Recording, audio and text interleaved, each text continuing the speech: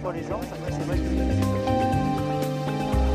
Ce sont des évocations poétiques. et en même temps un travail donc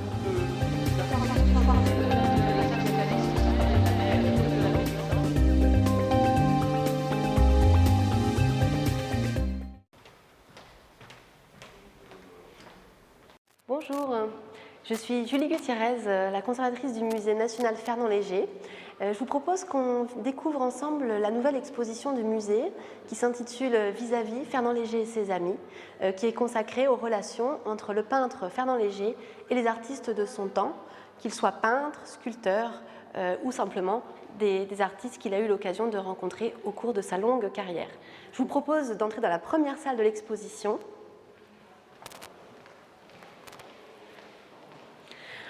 La thématique du cirque est un sujet essentiel pour les artistes au début du XXe siècle et cette salle de l'exposition permet à la fois d'introduire notre exposition mais aussi de montrer comment les artistes sont inspirés de ce spectacle populaire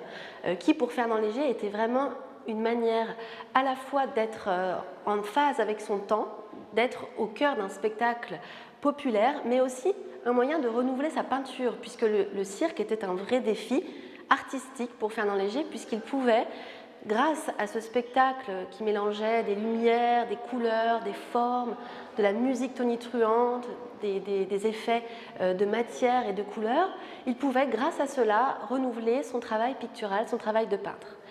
Alors ici, nous avons proposé, pour montrer les relations entre les artistes à cette époque et entre Fernand Léger et les artistes de son temps, ce qu'on a appelé des vis-à-vis, c'est-à-dire mettre en regard une œuvre de notre collection du Musée national Fernand Léger et une œuvre d'un autre artiste. Pour cela, nous avons emprunté des œuvres au Musée national d'art moderne à Paris, le Centre Pompidou, mais aussi à la Fondation Mag, à la Fondation Bacon et à la Fondation Vuitton qui nous prête exceptionnellement un tableau inédit que je vous montrerai tout à l'heure. Donc grâce à ces prêts, nous avons pu créer ce système de vis-à-vis. Et le premier vis-à-vis que je vous propose, c'est un vis-à-vis entre l'album du cirque de Fernand Léger, qu'il réalise en 1950, qui est édité par l'éditeur Thériade, et les œuvres de Henri Matisse. Ici, dans cette œuvre de Matisse, qui est plutôt une œuvre de la fin de sa vie, Matisse met en pratique sa technique des gouaches découpées, c'est-à-dire que plutôt que de réaliser une œuvre à base de peinture, il va découper des formes colorées et préalablement peintes avec de la gouache pour réaliser ces figurines, ces personnages, ces chevaux, ces artistes de cirque et donner de la puissance à la couleur dans cette œuvre majeure du XXe siècle. Fernand Léger et Alexandre Calder se rencontrent en 1930 lorsque Alexandre Calder réalise des représentations de son cirque miniature dans son atelier parisien à Montparnasse. Il fait la connaissance de Fernand Léger et c'est une grande amitié qui est en train de naître autour de la thématique du cirque. Ici au musée sont présentées les figurines du cirque en bronze de Alexandre Calder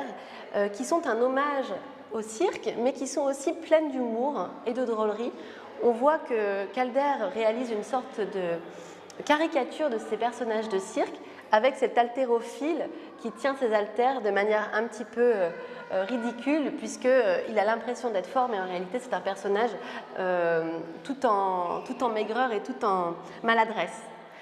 Ces figurines du cirque sont à mettre en relation bien évidemment avec la grande parade sur fond rouge du Musée national Fernand Léger qui est une des œuvres phares du musée dans laquelle Fernand Léger rend hommage à la troupe du cirque et au caractère convivial, joyeux, un peu bohème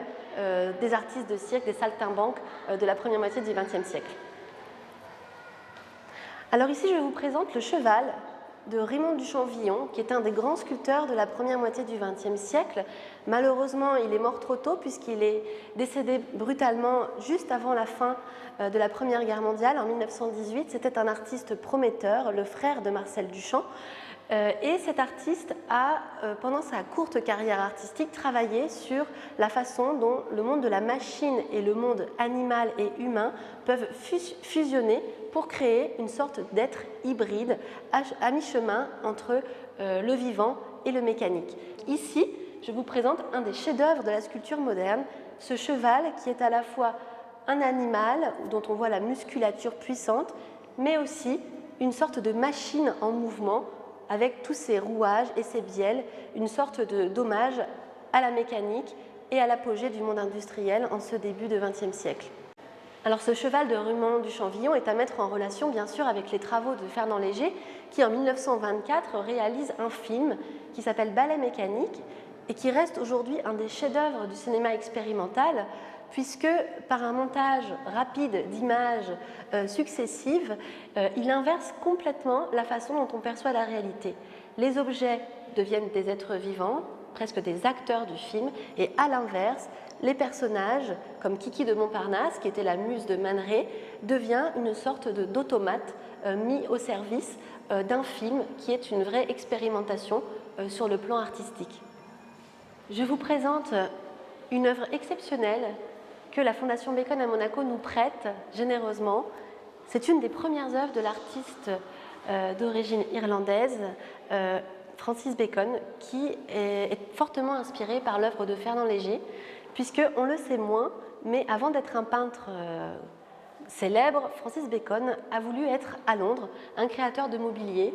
et il a créé des œuvres en hommage, des objets en hommage à la peinture française de la première moitié du XXe siècle. Et dans ces œuvres de mobilier qu'il créait à Londres avant 1933, puisqu'en 1933 il abandonne ce métier de designer pour devenir peintre à temps plein, il crée des objets vraiment influencés par l'œuvre de Georges Braque, l'œuvre de Fernand Léger, à qui il rendait hommage. Et donc, Fernand Léger a pu être une source d'inspiration pour un grand artiste comme Francis Bacon. On le voit notamment dans cette confrontation entre un des premiers tableaux à l'aquarelle de Francis Bacon et la composition à la feuille du musée, où on voit que Francis Bacon emprunte directement le motif de la branche et le rameau de feuilles à Fernand Léger. Je vous emmène au premier étage pour poursuivre la visite. Alors nous arrivons ici dans cette salle consacrée au paysage naturel. Nous avons souhaité évoquer le thème de la nature dans l'œuvre de Fernand Léger, mais aussi dans l'œuvre des autres artistes de cette période, puisque après les années 20, qui est une période plutôt dédiée à l'abstraction géométrique, les artistes s'intéressent à nouveau à la nature et réintroduisent dans leurs œuvres des formes naturelles, souples, ondoyantes, contrairement à la période précédente qui était beaucoup plus austère dans les formes. Donc ici, nous sommes très heureux de pouvoir vous présenter un vis-à-vis entre une œuvre totalement abstraite de Fernand Léger, un paravent qu'on appelle biomorphique, c'est-à-dire qui utilise les formes de la nature, et une œuvre de Vassili Kandinsky, qui est un des grands peintres et des grands théoriciens de l'art abstrait. C'est un des pionniers de l'art abstrait. C'est un artiste d'origine russe qui vit une partie de sa vie en Allemagne, où il enseigne au Bauhaus avec Paul Klee, et qui, au moment de l'arrivée au pouvoir du nazisme, s'exile en France, où il aura l'occasion de rencontrer Fernand Léger à plusieurs reprises. Et c'est lors de cet exil français, en région parisienne, à Neuilly-sur-Seine, que Vassili Kandinsky va inviter chez lui, avec sa femme Nina, de nombreux artistes d'avant-garde, et notamment Fernand Léger, avec qui il va pouvoir créer des liens. Alors Fernand Léger et Georges Braque étaient aussi des amis assez proches.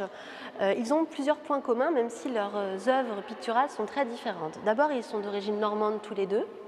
Ensuite, ils ont participé à l'aventure du cubisme aux côtés de Picasso à Paris, à Montmartre notamment, et à Montparnasse. Ensuite, ils font la Première Guerre mondiale tous les deux. Ils seront poilus pendant la guerre et ce sera un événement traumatique pour les deux artistes puisqu'ils sont tous les deux blessés. Et d'ailleurs, Braque sera blessé très sévèrement à la tête. Et puis dans les années 30, ils se retrouvent en Normandie, près de Dieppe, à Varangeville, où Georges Braque a sa maison et son atelier. Et ils vont échanger sur l'art et revenir sur leurs années de jeunesse, mais aussi dans une volonté de renouer avec une forme de tradition et de classicisme, mais aussi une volonté de s'inscrire dans l'histoire et donc de créer une œuvre monumentale qui reste dans les esprits et qui oublie en quelque sorte les périodes tourmentées et révolutionnaires de leur jeunesse. Et donc ces deux œuvres, l'Hymen et Adam et Ève de Fernand Léger, renouent avec cette tradition de la peinture et de la sculpture, puisque, comme vous le voyez, cette représentation du couple s'inspire de l'Antiquité grecque et des sculptures primitives dans une volonté de l'artiste d'épurer son travail et de créer une œuvre classique, monumentale, et de revenir aux sources de l'Antiquité. Alors je vous présente ici des œuvres qui sont totalement inédites puisque ce sont les acquisitions du Musée national Fernand Léger que nous présentons pour la première fois. Ce sont 2 reliefs en plâtre colorés réalisés par Fernand Léger aux États-Unis pendant son exil américain, puisque Fernand Léger, lorsque la Deuxième Guerre mondiale éclate, lui qui avait été si marqué et traumatisé par la Première Guerre mondiale, fuit aux États-Unis et rencontre tout un tas d'artistes avec lesquels il va travailler et créer des œuvres en collaboration. Ces 2 reliefs, donc récemment achetés par le musée Léger, sont des œuvres de collaboration avec Marie Callery, qui était une sculptrice américaine assez connue aux États-Unis, moins connue en France. Marie Callery a fait les éléments en relief, c'est-à-dire les supports en plâtre et les éléments sculptés en relief, tandis que Fernand Léger a appliqué la couleur sur ces reliefs pour créer un relief intitulé Constellation et un autre intitulé Danseur. L'idée de ces 2 artistes était vraiment d'introduire le mouvement dans la sculpture, de créer des œuvres colorées, mais qui étaient aussi destinées à être dans l'espace public, puisque ce sont des maquettes qui devaient être réalisées à grande échelle pour une place ou pour un espace public, mais malheureusement ce projet n'a pas abouti. Alors à la sortie de l'exposition, vous pouvez trouver un salon de lecture qui est le nouvel espace que le musée Léger a inauguré récemment, qui est un mobilier en carton commandé à une architecte designeuse Maddalena Giovannini, qui est un espace de relaxation et de détente où les visiteurs peuvent venir approfondir ce qu'ils ont vu pendant l'exposition et passer un moment agréable sur ce mobilier qui est entièrement dessiné par l'architecte, qui est totalement recyclable et qui est aussi un moyen de créer et d'introduire la création, le monde contemporain et le monde des artistes vivants dans notre musée. L'idée de l'exposition, en réalité, c'est de montrer le caractère bouillonnant de cette période des avant-gardes, de la première moitié du XXe siècle, d'environ 1900 à 1950, montrer que Fernand Léger était un peintre ouvert sur son temps, curieux, qui regardait beaucoup ce que faisaient ses contemporains et qui avait une vraie curiosité pour ce qui se passait à son époque. Il voulait vivre dans la modernité, il voulait vivre en phase avec son temps et il travaillait beaucoup avec les autres artistes.